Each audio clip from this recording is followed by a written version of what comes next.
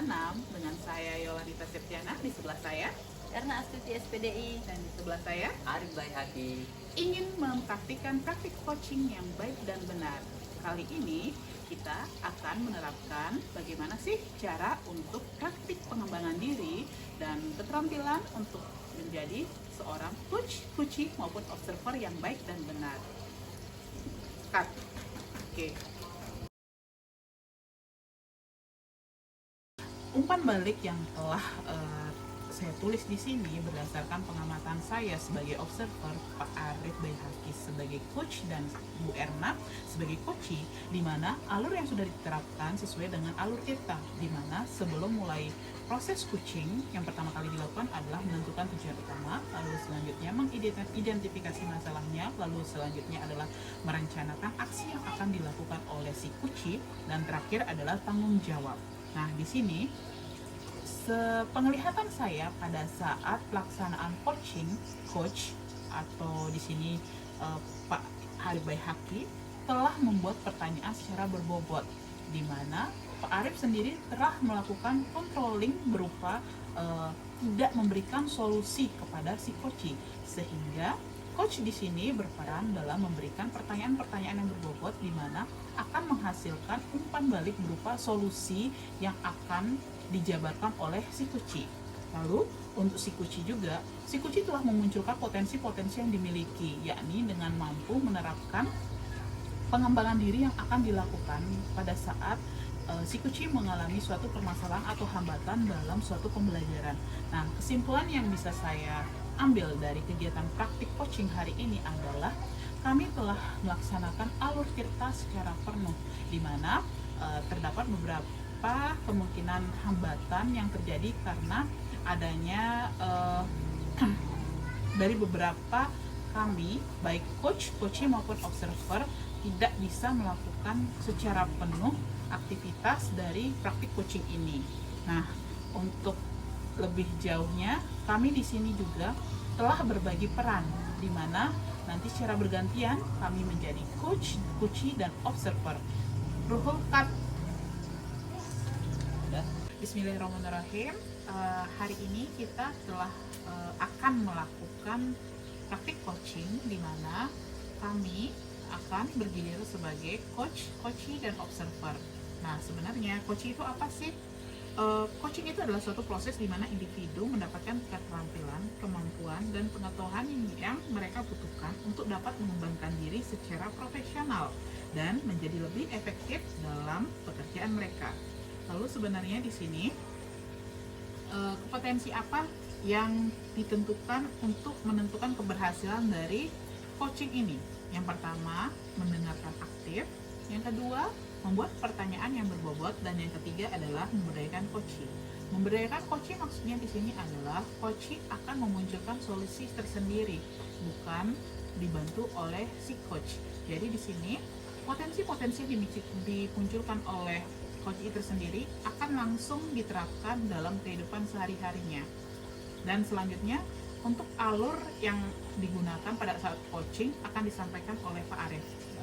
Jadi proses coaching yang kami lakukan bertiga ini, kami memiliki alur yang kami gunakan ini, kami memakai alur tirta. Tirta itu memiliki alur dimulai dari bagaimana kita menentukan tujuan, kemudian identifikasi, kemudian ada rencana aksi, dan terakhir adalah tanggung jawab. Seperti itu rangkaian coaching yang akan kami lakukan dengan menggunakan alur tirta. Selanjutnya mengenai seperti apa prinsip kami dalam melaksanakan coaching ini akan disampaikan oleh Ibu Erna. Iya, terima kasih kepada rekan saya Pak Arif. Jadi selain kita mengetahui alur tirta tadi, jadi kita sebagai coach juga harus mengetahui prinsip-prinsip coaching itu seperti apa. Jadi prinsip coaching yang pertama adalah adanya kolaborasi antara coach dan coachee yang berorientasi pada hasil dan sistematis. Yang kedua, coach memfasilitasi peningkatan performa kerja, pengalaman hidup, pembelajaran diri, dan pertumbuhan pribadi si coachee. Yang ketiga, coaching lebih kepada memandu seseorang untuk belajar daripada mengajarinya. Nah, itulah prinsip-prinsip coaching yang perlu kita terapkan dalam alur tirta ini ya, Pak Guru. Mungkin selanjutnya akan disampaikan oleh Bu Yola.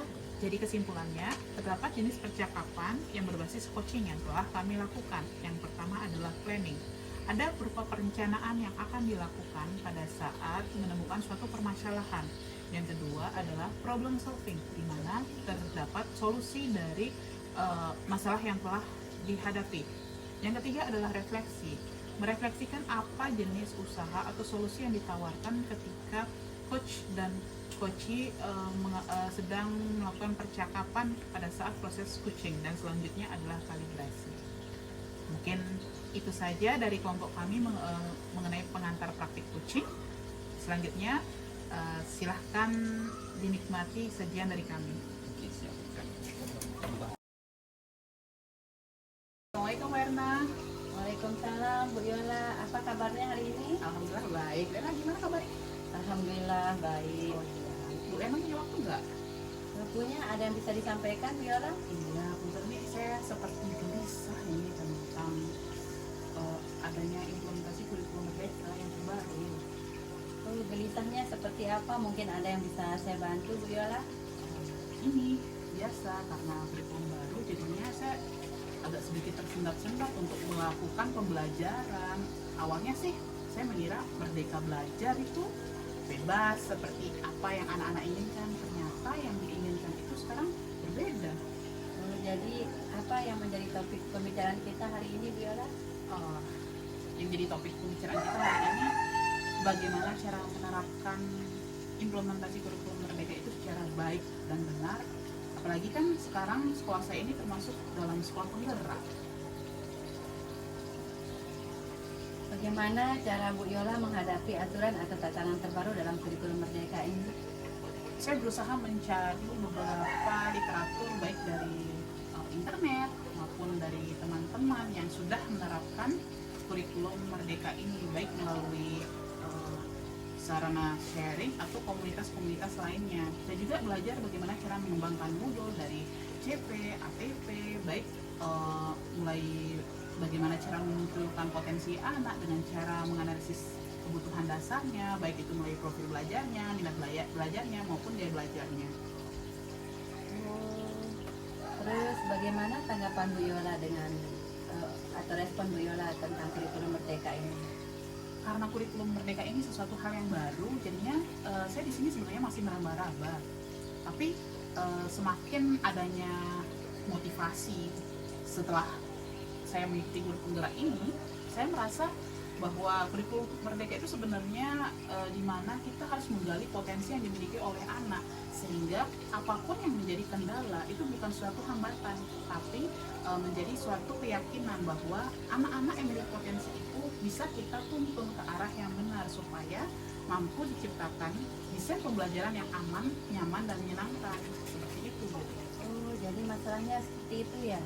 Kalau begitu saya ingin tanya Bu Yola, selama ini apa yang Ibu Yola lakukan di dalam menerapkan kurikulum merdeka di sekolah? Oh iya, awalnya saya menganalisis kebutuhan dasar anak dengan cara saya membuat Google Form, lalu saya bagikan ke kelas 10 dan 11 yang berisi beberapa pertanyaan yang mesti dijawab oleh anak-anak.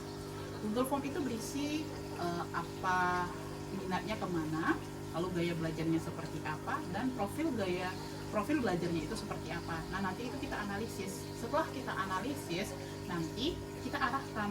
Sebelum kita membuat modul ajar itu, lalu kita analisis apakah kita terapkan model belajar ini sesuai dengan potensi anak, lalu produk atau konten sama proses belajarnya sesuai nggak sama analisis kebutuhan dasar mereka. Seperti itu, Bu. Sebenarnya sudah bagus Bu Yola.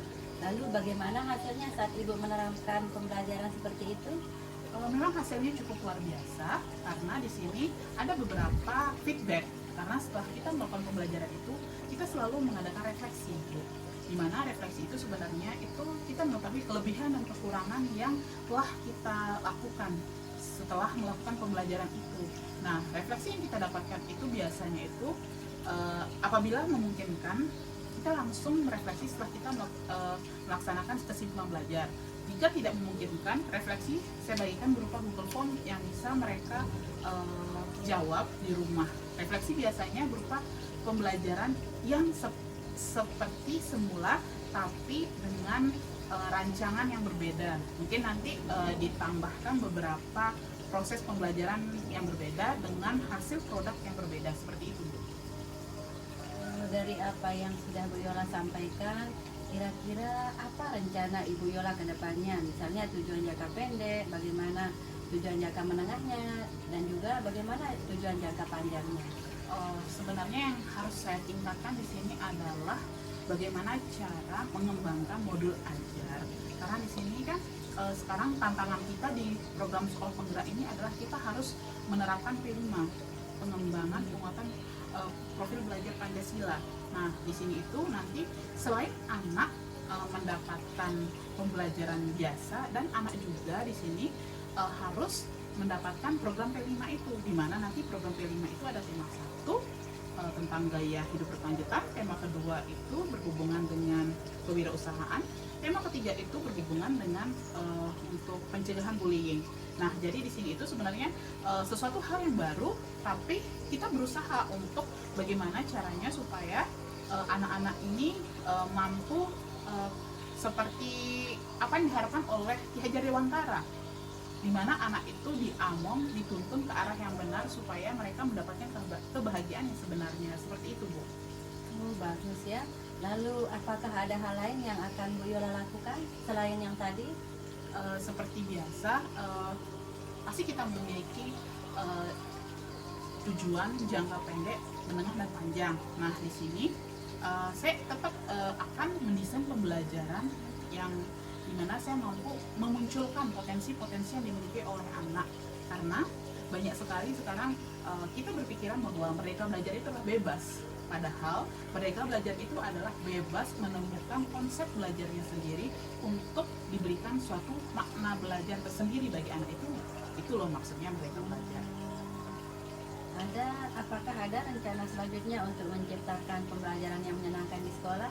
Pasti ada, karena hasil refleksi yang telah kita lakukan nanti akan dikembangkan kembali untuk menjadi suatu tambahan untuk program belajar selanjutnya. Misalnya dari sebelumnya kita selalu belajar di dalam kelas, nah sekarang kita akan mulai pembelajaran di luar kelas, seperti itu, Bu.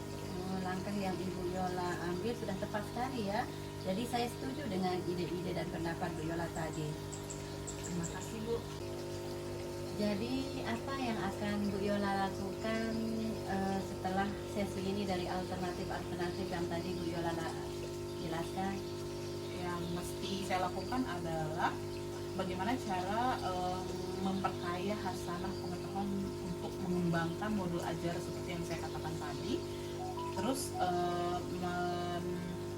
sharing bersama komunitas-komunitas sekolah penggerak lainnya yang sudah menerapkan kurikulum Merdeka, serta langsung menerapkannya kepada pembelajaran. Sebenarnya intinya di sini itu adalah bagaimana action kita, do yang dilakukan oleh guru untuk dapat memberikan makna pembelajaran itu supaya anak itu memahami bahwa merdeka belajar yang dimaksudkan di sini adalah bebas, mereka menentukan bagaimana cara untuk mendapatkan suatu makna pembelajaran itu.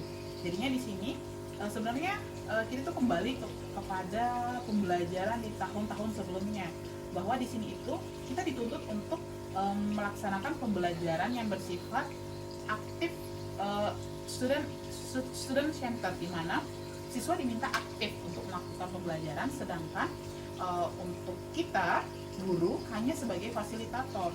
Di sana tugas kita observasi, lalu memfasilitasi anak-anak dalam diskusi kecil sehingga anak-anak itu mampu mengkomunikasikan apa yang telah didapatkan dalam kelompok kecilnya itu untuk dapat dipresentasikan di depan teman-temannya, seperti itu, Bu. Terus bagaimana Bu Yola memastikan hal ini bisa berjalan dengan baik? Pastinya kita setiap 1 bulan sekali itu selalu melaksanakan refleksi pembelajaran.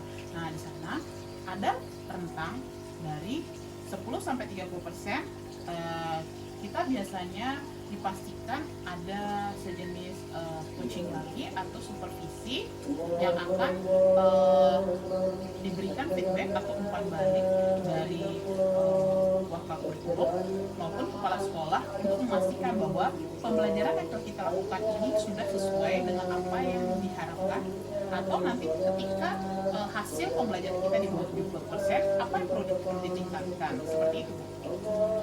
Terus siapa saja yang dimintai dukungan atas kegiatan ini?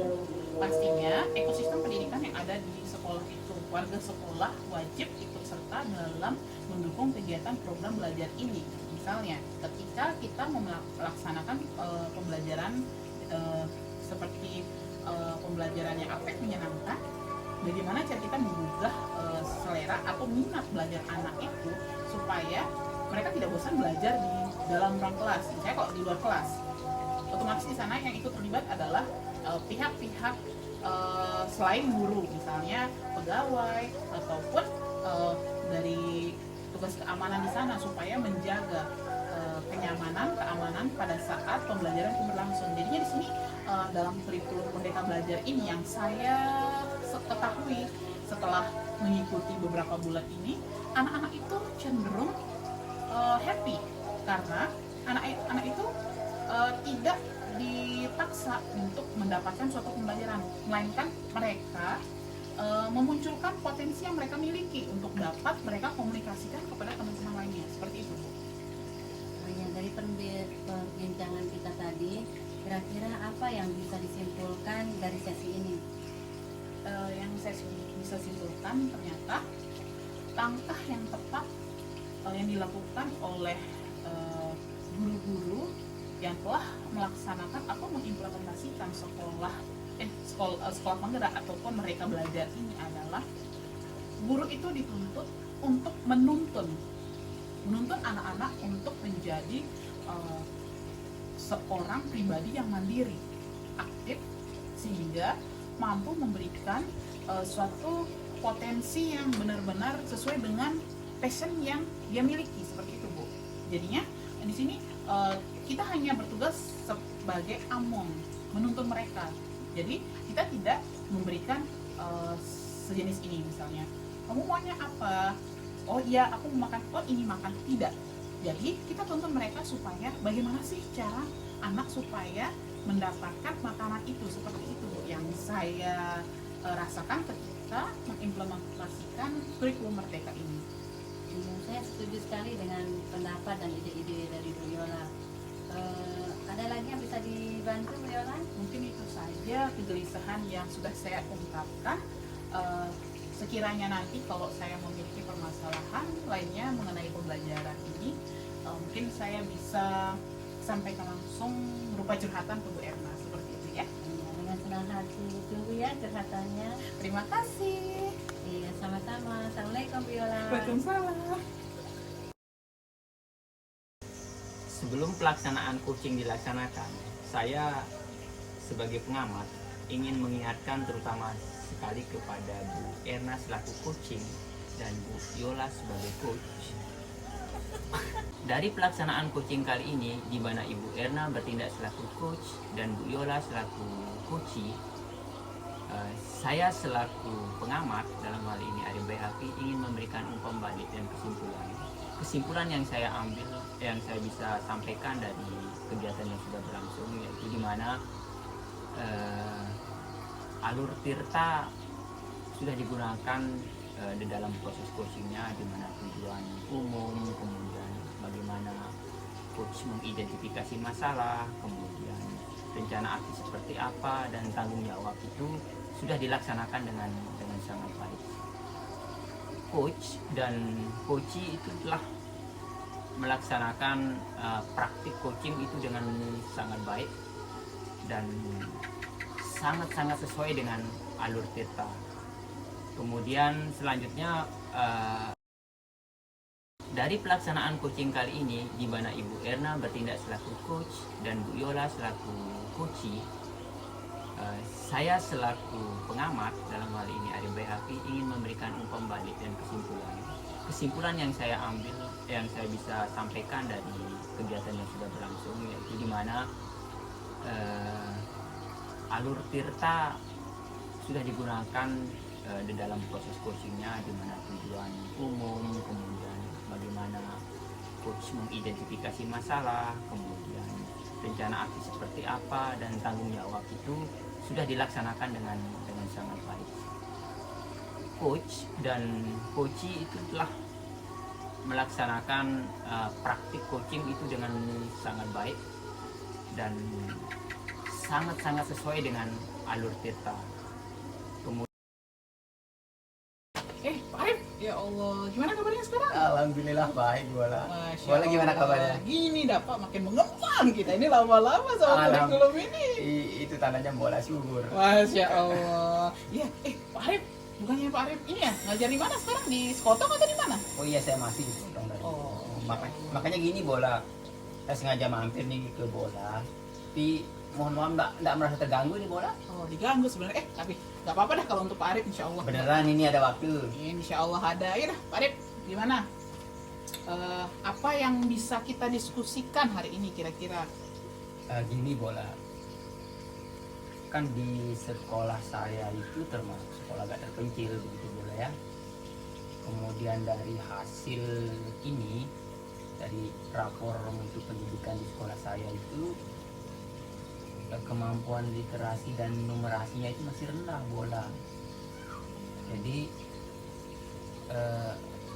maksud saya itu sebenarnya ingin berbicara dan berdiskusi dengan Bu Bola, membicarakan bagaimana saya meningkatkan kemampuan itu sebenarnya. Apalagi saya tahu kan sudah sekolah Bu Bola kan di SMA 1 Gerung itu kayaknya sudah menerapkan ini kurikulum merdeka Oh ya. iya benar Pak. Nah, karena dari sana saya yakin bahwa jadi apa yang dilaksanakan di kurikulum merdeka itu akan mampu saya ambil pelajaran nanti dalam proses penerapan pelajaran di sekolah saya untuk meningkatkan kemampuan itu tadi Bola.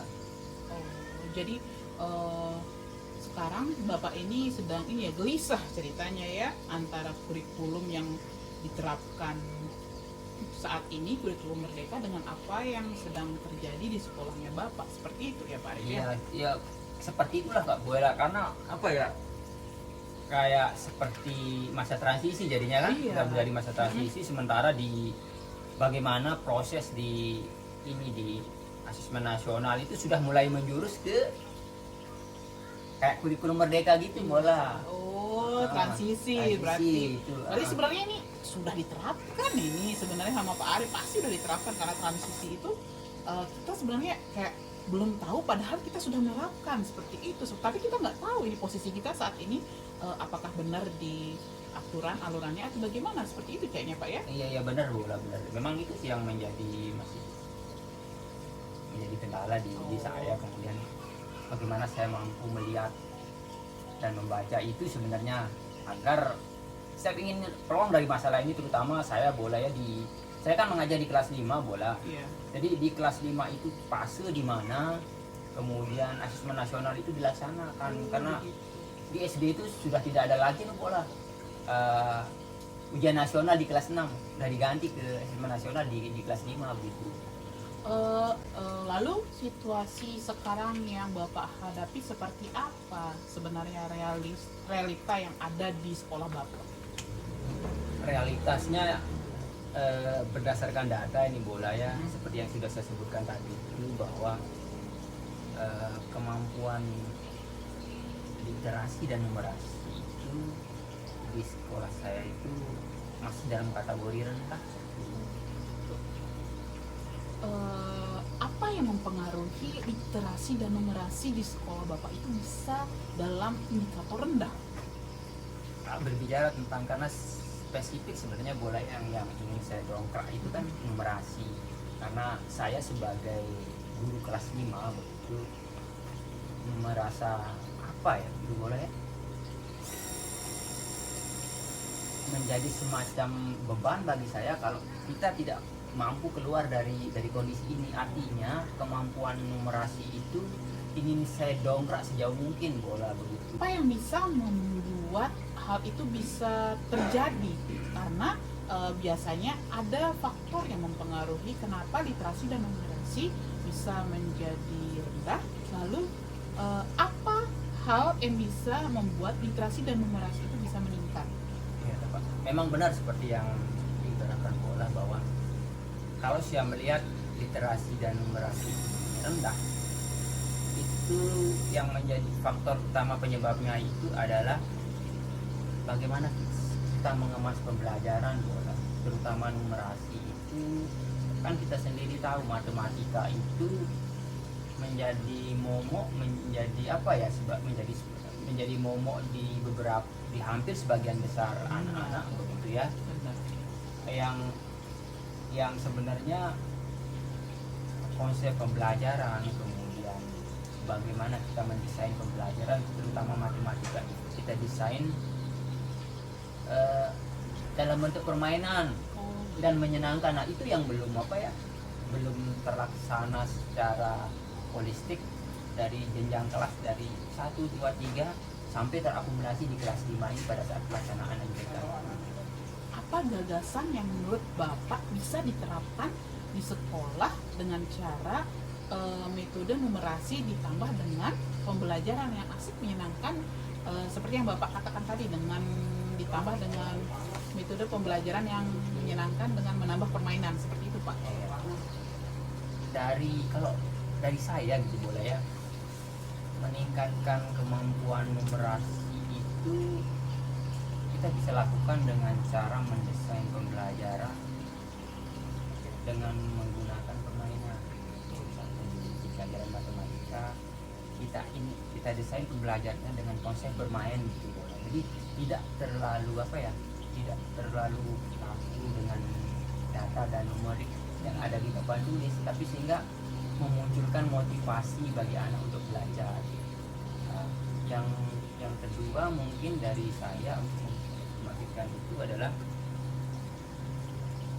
bagaimana kemudian kita sebagai guru itu mengkoneksikan materi pembelajaran itu dengan realitas kehidupan sehari-hari sehingga connect dengan pemikiran anak begitu ya. Saya nambah pertanyaan lagi nih Pak. Jadi untuk perencanaan Bapak ini, bagaimana dan apa yang perlu dipersiapkan untuk mewujudkan gagasan yang telah Bapak sampaikan tadi? Kalau menurut saya banyak hal yang perlu dipersiapkan mulai dari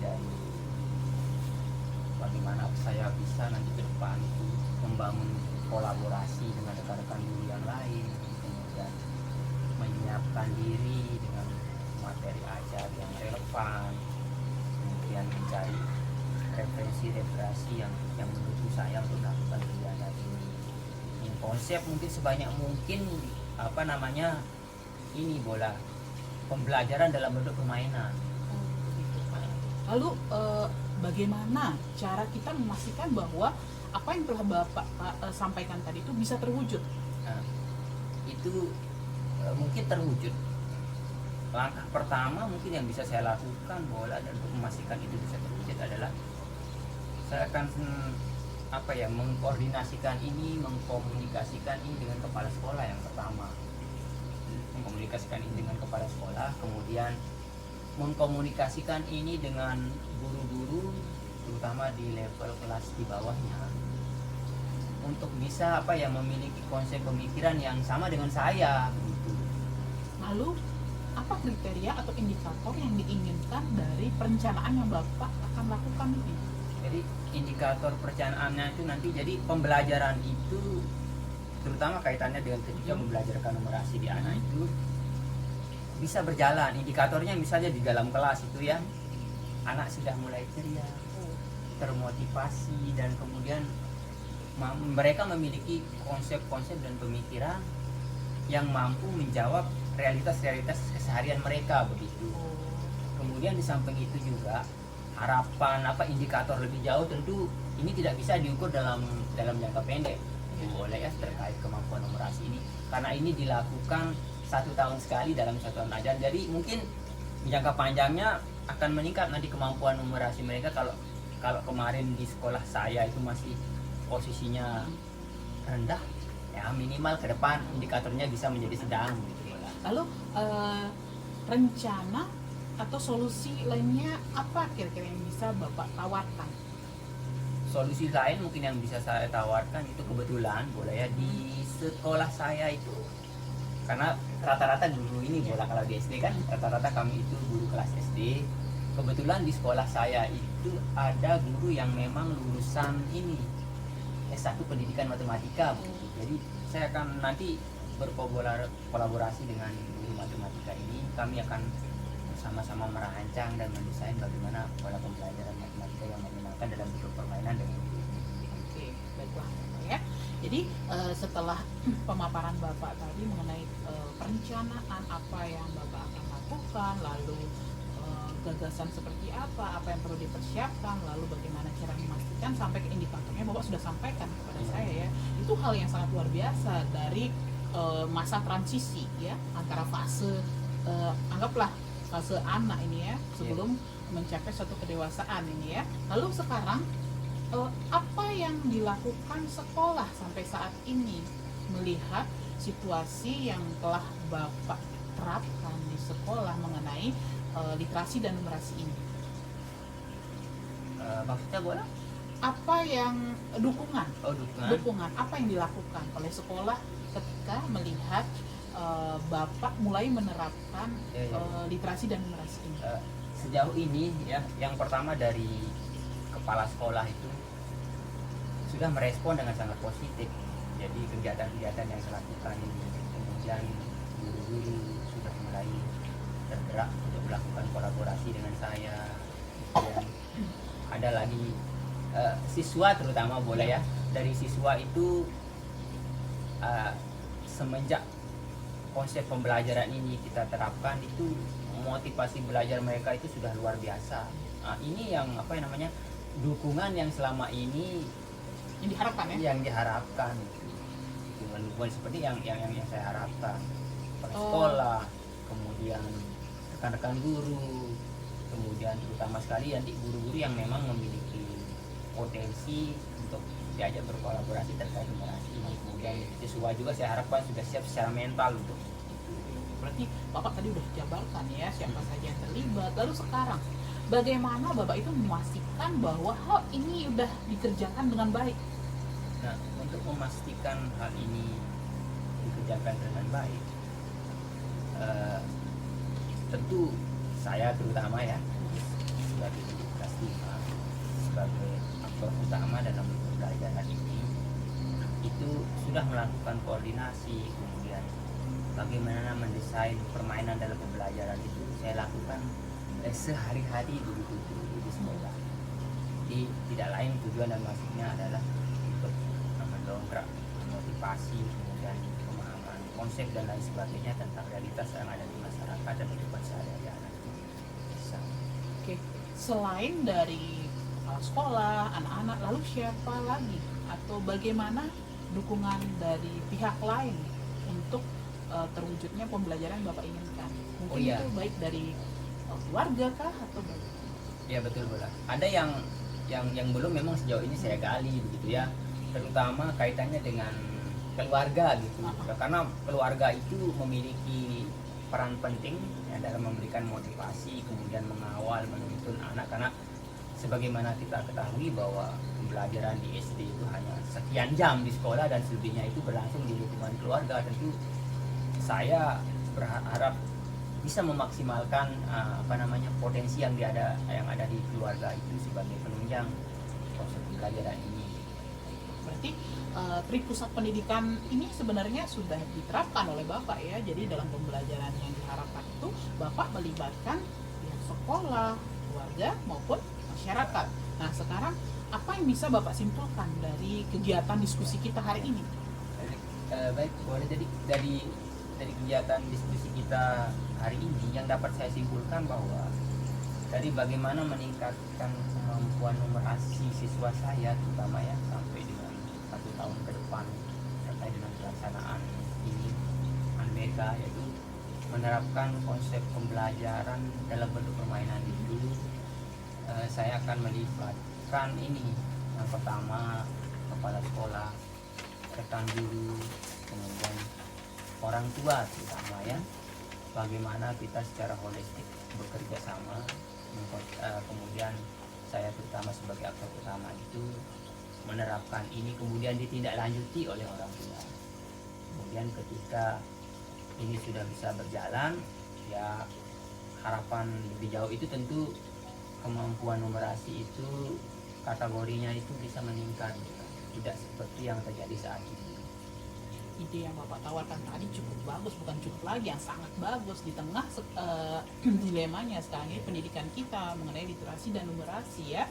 Jadi yang saya harapkan di sini komunikasi kita terjalin baik ya untuk memahami bagaimana sih literasi dan numerasi di setiap keadaan atau situasi itu ternyata berbeda-beda ya Pak ya. Iya, iya. Semoga dengan adanya diskusi kita hari ini tuh dapat suatu hasanah ya, kayak seperti suatu kesimpulan bahwa tidak ada di sini yang dibeda-bedakan.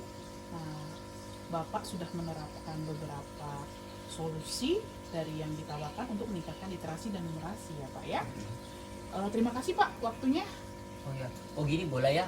Jadi apa namanya? Ini kayaknya mendesak bagi saya, boleh ya. Kayaknya sesegera mungkin akan saya laksanakan ini. Oh begitu Pak. Tapi begini bola, bagaimana hasilnya nanti selama pelaksanaan ini kira-kira gimana ya? 2 minggu udah boleh ya? Oh. 2 minggu dari sekarang, boleh nggak saya minta waktunya Bu Ola untuk mendiskusikan balik ini lagi? Biar Oh bisa dong Pak. bener bisa nih. Bisa dong. Oke, buat siap. Bapak apa sih diskusi Makasih itu kan? kalau gitu buat Bu Oke, Ola. siap. Sukses Iya, buat kita sukses semua. ya. Oke dah kalau itu Pak Arif, saya mau Oke. pulang dulu. Oke, makasih bola ya. Oke, Assalamualaikum warahmatullahi wabarakatuh, Pak Waalaikumsalam Arif. warahmatullahi wabarakatuh. Dari pelaksanaan coaching yang telah dilaksanakan oleh Bu Yola selaku coach, Pak Arif selaku coach, dan saya selaku pengamat, dapat saya simpulkan atau memberikan umpan balik.